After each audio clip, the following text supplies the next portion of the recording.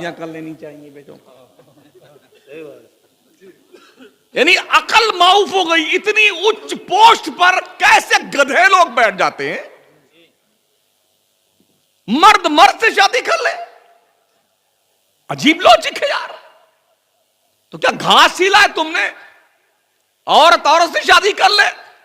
मर्द औरत की पैदाइश का मेन मकसद क्या है? तवालुद तनासुल, नस्ल की अफजाइश, बच्चों को पैदा करना। मेरे आका फरमाते तज़व्वजुल वदूदल वलूद फ़इन्नी मुकासिरुम बिकुमुल उमम। शादी ऐसी औरत से करो जिसके ज्यादा बच्चे पैदा होते हो, इसलिए कि कसरत उम्मत पर मैं फख्र करूंगा हश्र के मैदान में। मगर आज हाल क्या है? दीवारों पे नारे लिखे हैं, पहला बच्चा अभी नहीं, दूसरा जल्दी नहीं, तीसरा कभी नहीं। दूसरा बच्चा कब? पहला पढ़ने जाए तब। परिवार नियोजन, भरपेट भोजन। यार हम उस तहरीर को पढ़ते ही नहीं,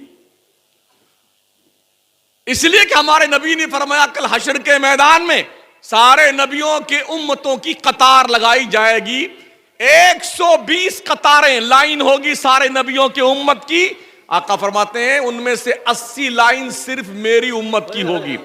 तो हम तो इस 80 को पूरा करने में लगे हुए हैं, 80 को पूरा करने में लगे हुए हैं। हमारे देश के बड़े सारे लोग परेशान, अरे मुसलमानों के बहुत बच्चे पैदा होते, बहुत पैदा होते। तो हम क्या करें भाई साहब?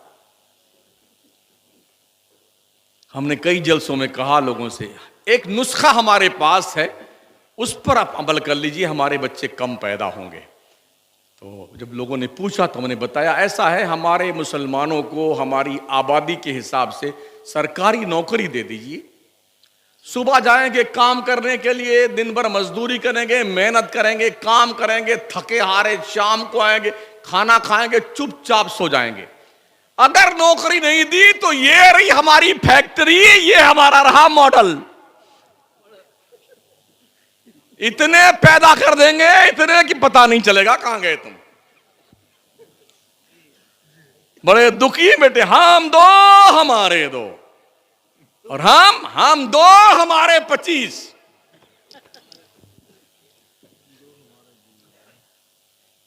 कुदरत की शान देखें यार, कितने अरबपति हैं, दुआ मांग मांग के थक गए। अल्लाह कोई एक लूली लंगड़ी लड़की ही दे दे, या अल्लाह कोई दे दे, कानी दे दे, या अल्लाह। अमेरिका, लंदन, कनाडा, बर्तानिया, जर्मनी इलाज करवा के थक गए और बस अब मरने वाले, कुछ नहीं दिया अल्लाह ने। और यहां घर नहीं है, चड्डी है तो बनियाइन नहीं, बनियाइन है तो चड्डी नहीं। एक वहां पड़ा पे पे करता है, एक वहां में करता है। रोटी मिली तो चटनी नहीं, 15-20 घर रहने के लिए नहीं, और टिंकू पिंकू डबलू खबलू सब मौजूद करते हैं। अल्लाह क्या तेरी शान है। अल्लाह जिसे चाहता है जो देता है। लोग कर रहे हैं, अगर किसी के यहां बच्चे अच्छे नहीं पैदा होते हैं, साल भर शादी को हो गए, अच्छा ये भी कमाल की बात है, लड़का कैसा भी हो, आड़ा तेरा काना कूना ना, लेकिन वो फरमाइश करती है ऐसी ऐसी दुल्हन ढूंढना अम्मी जैसे ट्यूबलाइट है। हमने जनाब कौवा महोदय अपने रुखे जेबा को भी आईने में देख लीजिए। हाँ, खुद देखने के लायक नहीं, दुल्हन ऐसी हो जैसे ट्यूबलाइट जल रही है। प्यारे आका के प्यारे दीवानों, कभी कभी ऐसा हो भी जाता है, शादी हो गई तो अब मान लो अगर साल भर बच्चे नहीं हुए तो पूरे मोहल्ले की औरतें अल्लाह तौबा जाने किसमें कमी है, अल्लाह तेरी तौबा किसमें। बेचारा लग गया लाइन में, ये डॉक्टर वो डॉक्टर वो डॉक्टर वो, कुछ है नहीं। तो किसी ने सुझाव दिया बाबा के पास जाइए। तो वो गए, बाबा हाँ बिल्कुल। कहा बाबा क्या लगेगा? कहा शेर के सीने की हड्डी, बंदर की मोच, भालू का नाखून। कहा बाबा कहां मिलेगा? कहा सब मिलता है, पैसा बता, पैसा दीजिए। कितना का? 10,000 लिया। कहा क्या करना बाबा? नौचंदी जुमेरात को आना, एक जिंदा मछली लेके आना, आधा मीटर कपड़ा लेके आना, धागा काला काला लेके आना। अब गया बेचारा लेकर के सब सामान, तो उस मछली के मुंह में लकीर वकीर खींच के डाल दिया, ताबीज का बंद किया, कहा जाइए 12 बजे रात के बाद में पुराने कब्रिस्तान में पुरानी कब्र को एक हाथ खोदना, उसी में दफन करना, बिल्कुल पीछे मुड़ के उसका बाप नहीं देखेगा, पीछे मुड़ के, इतना बॉन्ड कर दिया जाता उसे।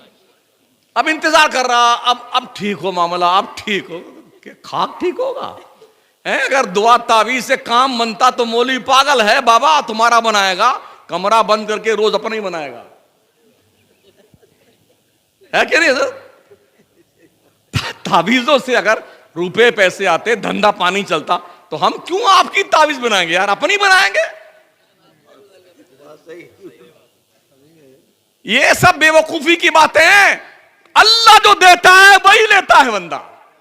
हाँ, ये बात दिमाग से निकाल दीजिए। तो मैं अर्ज कर रहा साथियों, अगर कैसे कैसे कुछ उम्मीद बंधी ना, तो अब पूरा घर दुआ मांगेगा, या अल्लाह लड़का होना चाहिए, या अल्लाह लड़का होना चाहिए। जैसे उम्मीद लगी ना कि कुछ है अंदर, तो या अल्लाह लड़का होना चाहिए, या अल्लाह लड़का होना चाहिए। तो लड़की ने तेरी खबर खो दी है। लड़की क्यों नहीं होना चाहिए? अगर किसी क्या मान लीजिए 3-4 लड़कियां एक साथ हो गई, तो भी उस औरत का जीना दुश्वार। पूरे महल्ले के कान नकटी आ गई, कमीनी, अरे सिर्फ लड़की ही पैदा कर दी। अरे कोई लड़की लड़का पैदा कोई इंसान का काम है यार? और रब से पूछो, अल्लाह फरमाता यह बोले मैं यशाउ इनासा व यह बोले मैं यशाउ ज़ुकूर औ युज़व्विजुहुम ज़ुकराना व इनासा व यजअलु मन यशाउ अक़ीमा। अल्लाह जिसे चाहता लड़का देता है, अल्लाह जिसे चाहता लड़की देता है, जिसे चाहता दोनों देता है, और जिसे चाहता बांझ कर देता है। तो इसमें लड़की का कसूर क्या है भाई साहब? बीज तो आपने डाले हैं। हाँ, पूरी पूरी महल्ले की रिश्तेदार की औरतें उस लड़की का जीना दुश्वार कर दें जिसके 4-5 बच्चियां पैदा हो जाए, कि सिर्फ लड़की पैदा करती है। ये जुल्म हमारे मुआशरे में हो रहा है, ये जंगलीपन हमारे मुआशरे में है, ये बेहयाई हमारे मुआशरे में है। तो दरअसल जैसे भी हजरत फरमा रहे थे ना, शादी के हवाले से कुछ बात कर रहे थे। हमारे यहाँ इमाम आजम अबू हनीफा का मसला है कफात का, कुफू का। कुफू देखा जाए, कोई बढ़िया पढ़ा लिखा लड़का हो तो घसियारन से उसकी शादी मत कर देना, और कोई लड़की पढ़ी लिखी ज्यादा हो तो भैंस चराने वाले चरवाहे से शादी मत कर देना। थोड़ा मेयार देख लेना। हाँ, और एकदम भुजाटा कोई लड़का हो तो ऐसी लड़की मत ले आना ट्यूबलाइट की तरह, मामला बैठेगा नहीं। थोड़ा मेयार देख लेना। वो चिरकिन का नाम सुना आपने? शायद लोग ज्यादा जानते होंगे। बहुत काला कलूटा था, उसकी बेगम, कभी कभी ऐसा जोड़ा भिड़ जाता है, कुदरत। हाँ, बेगम तो ऐसे ट्यूबलाइट की तरह थी उसकी, और खुद थे हमारी टोपी की तरह। तो अच्छा, शायरों का मिजाज होता है, वो हरदम सोचते रहते हैं। तखय्युल, कायनात का मुताला, तलाशी अल्फाज, ये शायरी के 3 बुनियादी उसूल हैं। ये हरदम सोचते रहते हैं, सोचते हैं ये बन गया तो अब ये बन गया, इसका काफिया बैठता कि नहीं बैठता है, इसका जो है हरफ रवि इसमें कहाँ है, सख्ता कहाँ है, ज़ुहाब कहाँ वाक़ हो रहा, ये ढूंढता रहता है उसी में। संडास में बैठता है तो जो 5-10 मिनट का टाइम, आधा घंटा में उसी में बैठा रहता है, सोचते रहता है बेटा। हाँ, देखा है इसलिए बता रहा हूं। तो हालात ये है, बड़ा खूबसूरत मिजाज था उस शायरी का उसका। तो एक मिसरा बनाया उसने, जाग की चोंच में अंगूर खुदा की कुदरत। हाँ, सुबह से शाम हो गई, दूसरा वाला नहीं बैठ रहा था। घर आए, खाना वाना ला के बेगम ने पेश किया, मगर मुंह लटकाए बैठे हुए थे। अरे शौहरे नामदार, खाते क्यों नहीं? अरे बेगम, एक मिसरा बना है, दूसरा बैठ नहीं रहा है। कहा क्या बनाया? कहा जाक की चोंच में अंगूर खुदा की कुदरत। अच्छा, खाना वाना तो खा लीजिए पहले, बताते हैं भैया। कहा नहीं नहीं, जब तक बनेगा नहीं खाना नहीं खाऊंगा। तो ठीक है, वो बैठ गई वहीं पे। पालती मार करके। कहा आइए जरा अपने सर अक़दस को हमारे रान शरीफ पे रखिए। तो आकर के सर टिका दिया बेगम के रान पे। कहा अब फरमाइए आपने क्या मिसरा पढ़ा।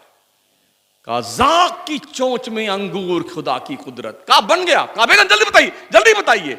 कहा हूर की गोद में लंगूर खुदा की कुदरत।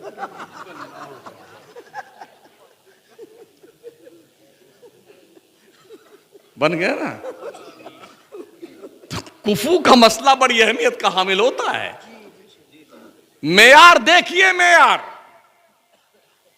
हमारे यहां गड़बड़ी जो आज हो रही ना, लड़कियां पढ़ करके अपना कैरियर बनाने की धुन में पता नहीं क्या एमएससी, बीएससी, पीएससी क्या क्या करती रहती हैं। अब वहां पहुंचने के बाद उनके मेयार का कोई दूल्हा नहीं मिलता मुसलमानों में, तो अपना लेवल देखती हैं। दीनी शऊर तो होता नहीं है। हमने अपने बच्चियों को दीन पढ़ाया नहीं है।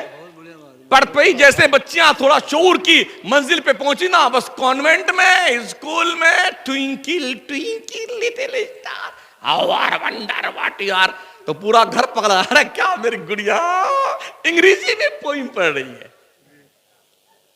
ये हो रहा। तो वो लड़कियां जिनको हमने दीन नहीं सिखाए, अभी हमारे पास एक वीडियो परसों आई है अपने इसी मुल्क की, बड़ी अच्छी पढ़ी लिखी, बाप ने बड़ी कुर्बानियां दे के घर वर बेच के बच्ची को पढ़ाया, हाई लेवल की तालीम दिलाई। अब उसने भाग करके शादी कर ली किसी। वो गया पुलिस स्टेशन में कंप्लेन लिखाया, उसके घर गया, रो रो के अपनी बेटी से हाथ जोड़ के मना रहा है, मानने को तैयार नहीं। बोलिए, जिस बाप ने, जिस मां ने बड़े लाडो प्यार से अपनी बच्ची को परवरिश किया है और जिंदगी में कभी किसी चीज की कमी ना होने दी, दीनी शऊर ना होने की बुनियाद पर उसे इस बात का एहसास ना रहा मेरा उठने वाला कदम, इसका रिएक्शन क्या होगा हमारी मिल्लत के लिए। इसलिए तालीम घर से शुरू कीजिए। तो यहां मामला बिगड़ता है, इन्हें पता नहीं होता है। जब भाग की शादियां कर लेती ना तो 6 महीना तो खैरियत से गुजरते हैं, उसके बाद वो दोस्तों पे परोस दी जाती हैं। तैयार नहीं होती हैं तो मार करके, गला काट करके नाली और झाड़ी में फेंक दी जाती हैं। इस पे भी बस नहीं चलता है तो बॉम्बे के कोठों पे बेच दी जाती हैं। एक दोस्त ने रिपोर्ट दुबई पिक पेश की है, लड़कियों को यहां से उठा करके शादी किया और जब देखा कि ये सारे झांसे में नहीं फंस रही तो दुबई की मार्केट में बेच दिया, जहां हजारों बच्चियां मुसलमानों की इसी झांसे का शिकार हुई, गैरों के साथ भाग की शादियां की, अब वापस पलट के अपने मुआशरे में नहीं आ सकती हैं। जिल्लत की जिंदगी हजारों बच्चियां दुबई में गुजार रही हैं। यहां पर हम कैसे बंद बांध सकते हैं? कोई लाहे अमल हमारे पास है? एक ही तरीका है, हम अपने घरों से इस्लामी तालीम की शुरुआत करें। मां की गोद पहली तरबियत गाह है, पहली यूनिवर्सिटी है। मां अगर परहेजगार होगी तो बेटी भी नेकूकार होगी, मां परहेजगार होगी तो बच्चा भी परहेजगार होगा। मां अगर गाना सुनने की, पिक्चर देखने की, बेहूदगी की तस्वीरें देखने की, उड़िया तस्वीरें देखने की आदी होगी तो मां के पेट में परवान चढ़ने वाले बच्चे नचनिए और गवैये ही पैदा होंगे। इसलिए अपने घरों में 2-3 टूटियां लगा के रखो वजू करने के लिए, एक कमरे में 10-5 मुसल्ला रख दो नमाज पढ़ने के लिए। हर मुसलमान अपने घर में एक मिनी लाइब्रेरी बनाए, 150 किताबें अहले सुन्नत वल जमात की दीनियात के अकायद के हवाले से मौजूद हों। जब सुबह आपका बच्चा, आपकी बच्ची आंख खोले, 2 साल, 3 साल, 4 साल के बच्चे बच्चियां, तो मां तिलावत कर रही हो, भाई वजू कर रहा हो, बहन सजदे में गिरी हुई हो और बाप खुदा की दहलीज़े करम पे रो रो के दुआएं मांग रहा हो। इस घर में परवान चढ़ने वाले वो बच्चे यकीनन दीन मुस्तफा से कभी भी अलग नहीं जा सकते हैं। ये शऊर हमने बेदार करने की जरूरत है, होश के नाखून लेने की जरूरत है। अगर हमने इस तर्ज जिंदगी को नहीं अपनाया तो बहती हुई इस बुराई को हम रोक नहीं सकते हैं। साथियों, आप ये सोचते हैं कि कॉलेज और यूनिवर्सिटी में आपके बच्चों को दीन सिखाया जाएगा? ये कॉलेज और यूनिवर्सिटीज बनाए ही इसीलिए गए कि दीन से बेदीन बनाया जाए, इसीलिए बनाए गए। जितने भी कॉलेज है ना, जामिया मिल्लिया हो, जेएनयू हो, मुस्लिम यूनिवर्सिटी हो, हमदर्द यूनिवर्सिटी हो, कोई भी हो, पहली बात तो सुन्नियों में से इक्का दुक्का लेक्चरर हैं। ख्वाजा मोइनुद्दीन चिश्ती यूनिवर्सिटी लखनऊ में इक्का दुक्का। बकिया जो मुस्लिम के नाम पर लेक्चरर प्रोफेसर है ना, सलाही, फलाही, इस्लाही, नदवी, मजाहरी, कासमी, सल्फी, हमारा कोई नहीं।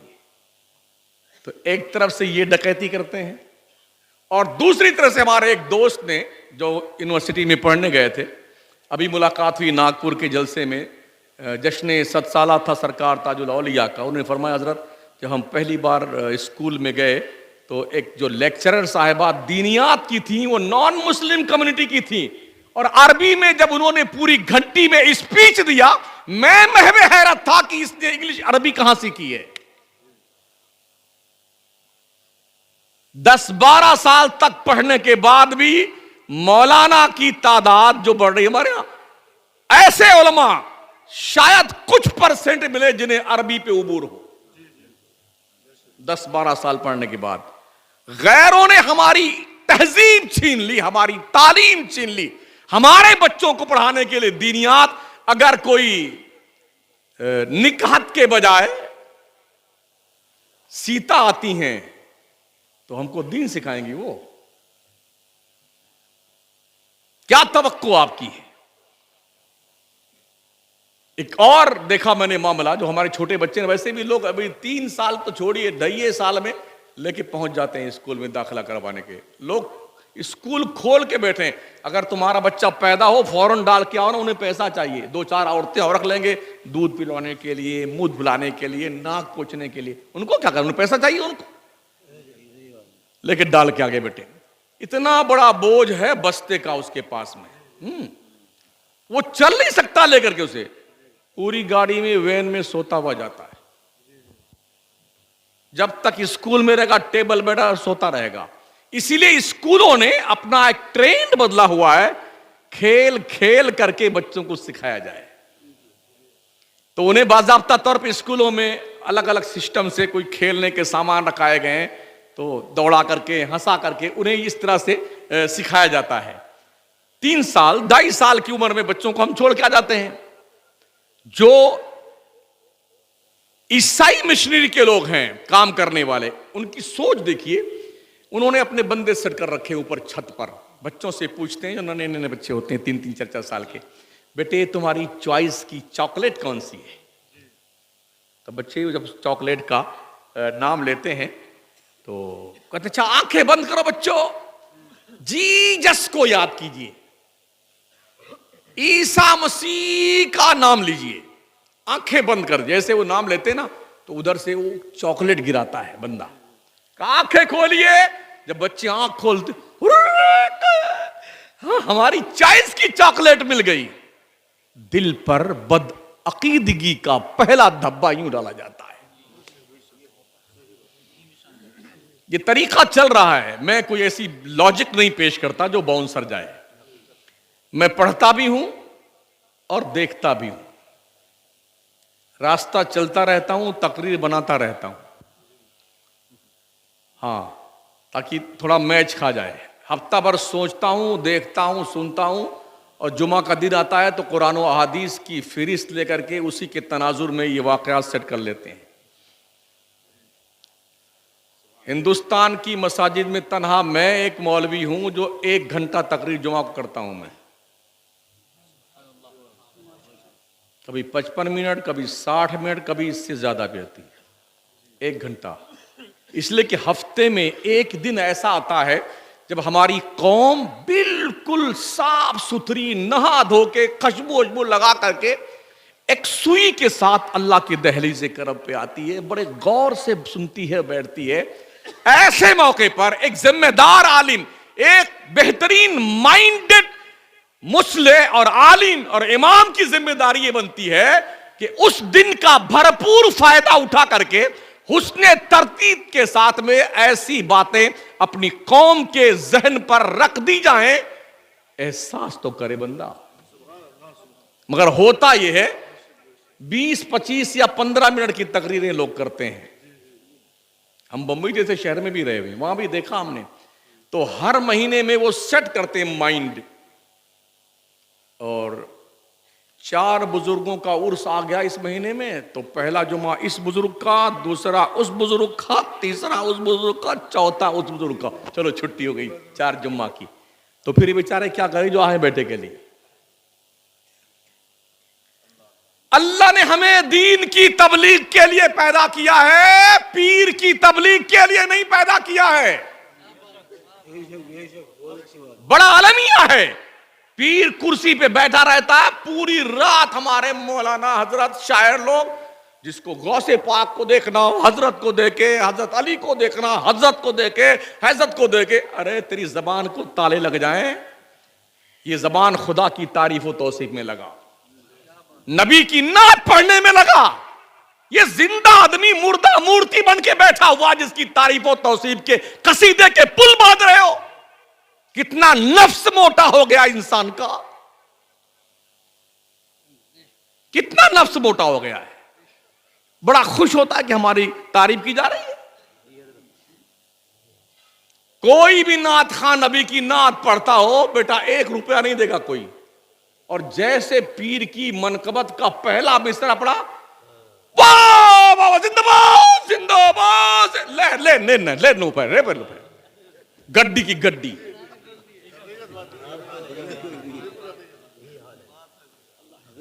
हमदे इलाही कहां गई, नाते मुस्तफा कहां गई? क्या तुमने अपने पीर की मनकबत को प्यारे मुस्तफा की नात से बड़ा समझा है? तो अपने ईमान का सर्वे कर लो, ईमान का सर्वे कर लो। तो अपनी बच्चों और बच्चियों को तालीम ढंग की दीजिए, कॉलेज के भरोसे मत रहिए। कॉलेज से आपका बच्चा दीन सीख कर नहीं आएगा। मदरसे एक बहुत बड़ा कांटा है दुनिया की निगाह में। यही वजह है रात दिन इनकी जांच प्रक्रिया चलती रहती है। कभी मुदर्रिस के कागजात जाते जाते हैं, कभी किसके, कभी जमीन मदरसे की है कि नहीं। कितने सारे रोडों पे बड़े हुए भोंगे लगे हुए हैं इनके, उसकी कोई जांच नहीं होती।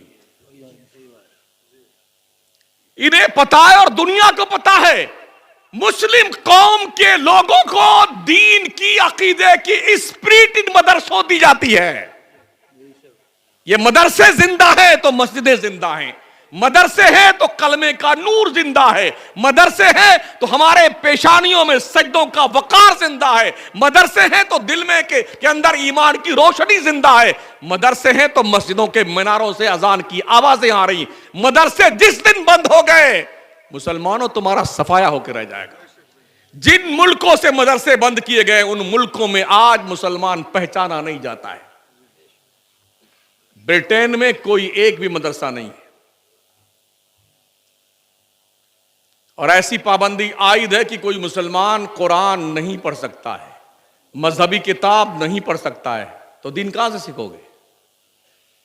दुनिया के नक्शे पे तन्हा मुल्क है ब्रिटेन, जहां पर सब के सब नास्तिक हो गए, अधर्मी हो गए, खुदा को मानने का इनकार कर दिया। हम सब पूरे मुल्क के लोग खुदा को मानते नहीं।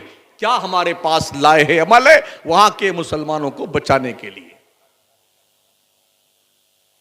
जो बॉर्डर के इलाके हमारे मुल्क के हैं, हिंदुस्तान के, यहां कादियानियत बढ़ रही है। हम यहां जूते में दाल बांट रहे हैं।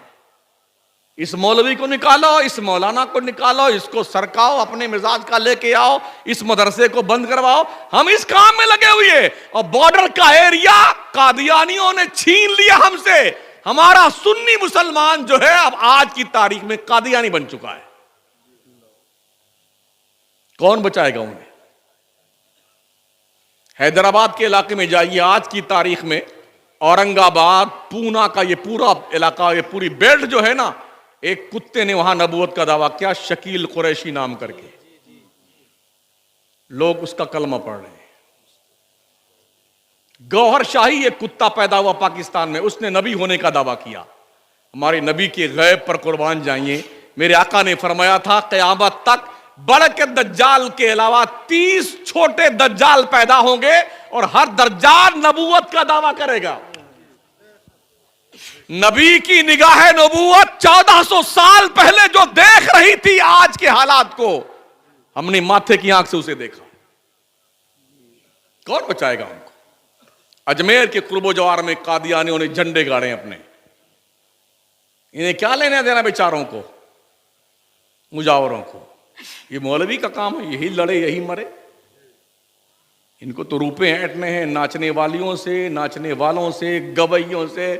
फिल्मी दुनिया के नचनिए आते हैं, सब बड़े अदब के साथ उनसे गले मिलते हैं, हाथ पैर पकड़ते हैं, अरे जनाब आपके साथ एक सेल्फी ले लेते हैं। अबे ख्वाजा से बड़ा कोई मोतबर है तेरे पास में? बुजुर्गों के वजारात से बड़ा मोतबर ये नचनिया हो गया जिसके साथ तू सेल्फी लेता है? कुर्बो जवार में कादियानियों ने गांव में डेरे डाल लिए। देहात में मकान का को किराए पे ले लिया है। जिस मकान का किराया देहात में 2000 हो सकता है, उस मकान को वो 20,000 पे किराए पे लेते हैं। और कौन नहीं देगा अपना मकान जिसे 20,000 मिले? मजीद बड़ा, हर बच्चे को, जो घर में बच्चे होते हैं ना, नौकरी पे लगा लेते हैं। वो हर बच्चे को 10 साल का बच्चा, 15 साल का, 5,000 रुपए उसे देते हैं। घर की औरतों को 8,000, बड़ों को 15,000। अब घर भर के लोग नौकरी पे लग गए, घर भी किराए पे ढंग से उड़ गया है। तो उनका काम क्या होता है? वो उनके जो पंफलेट छाया होते हैं, इसे बंडल बनाइए, सेट कीजिए, पैक कीजिए, डिस्ट्रीब्यूट कीजिए, ये काम होता है उनका। पहला काम ये करते हैं, उस इलाके के प्रशासन को कंट्रोल में लेते हैं। गए दरोगा जी को 1 लाख रुपया टिका दिया। महल्ले के गुंडा को देखते को जिसका असर है उसे मोटरसाइकिल दिला दी, किसी को ट्रैक्टर दिला दिया। तो ये एक जसारत कुछ सुन्नियों ने करी कि इनका जो है बाजा बंद किया जाए मर्दूदों का। और जब उन्होंने एक्शन लिया उन कादियानियों के खिलाफ, तो दरोगा ने मार मार के सुन्नियों को जेल में ठूंस दिया। मियां ये हिंदुस्तान है, जमहूरी मुल्क है, इजहार फिक्र की आजादी का हक हर एक को हासिल है। कहां बैठे हैं हम आप?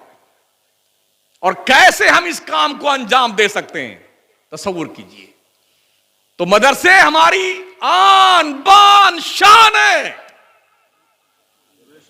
मदरसों की तालीमात को थोड़ा और हाई फाई किया जाए और हमारे खुद के स्कूल और कॉलेज होने चाहिए जहां दीनियात का स्पेशली शोबा हो।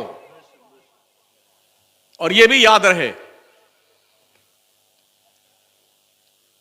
जामिया मिल्लिया, JNU, मुस्लिम यूनिवर्सिटी, हमदर्द, यहां जो गोलियां चली थी ना अभी NRC के मौके पे, लठियां चली थी, ये ऐसे नहीं चली थी। सर्वे कर रखा है लोगों ने।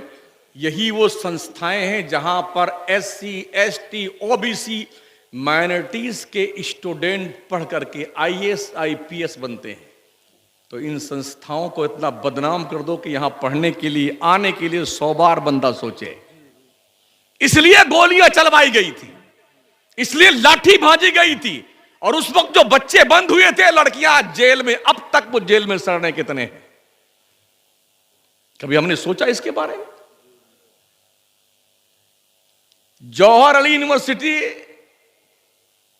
आपके रामपुर की, मुर्गी भैंस की चोरी, यार ये कोई इल्जाम है जो काबिल कबूल हो?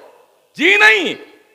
कैसा भी हमें इससे मतलब नहीं कि वो MLA था, बंदे खुदा है कि नहीं मुझे नहीं पता, MP भी था, लेकिन उसने कौम की सोच रखी कि मिल्लत के लिए एक यूनिवर्सिटी बनाई जाए जहां अकलियत के बच्चे, माइनॉरिटीज के बच्चे पढ़े।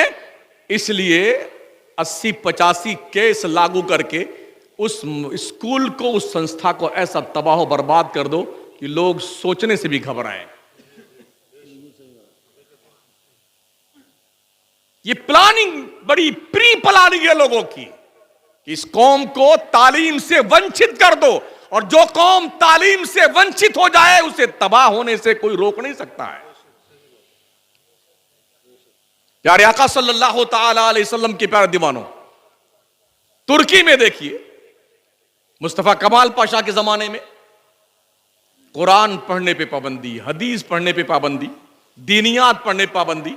तो जानते हो उलमा ने क्या किया, कैसे बचाया था दीन को? गेहूं का खेत काटने और बोने का, वो मजदूरी का ठेका लेते थे उलमा, और अपने बच्चों को उसमें हेल्प के लिए ले जाते थे। तुम हमारे साथ गेहूं की कटाई करना, बुवाई करना।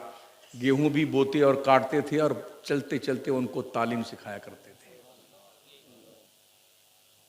ट्रेन पे टिकट लेके बैठते थे, बच्चों को लेकर के दूसरे शहर जाते थे, इस सफर में बच्चों को कुछ तालीम दे देते थे।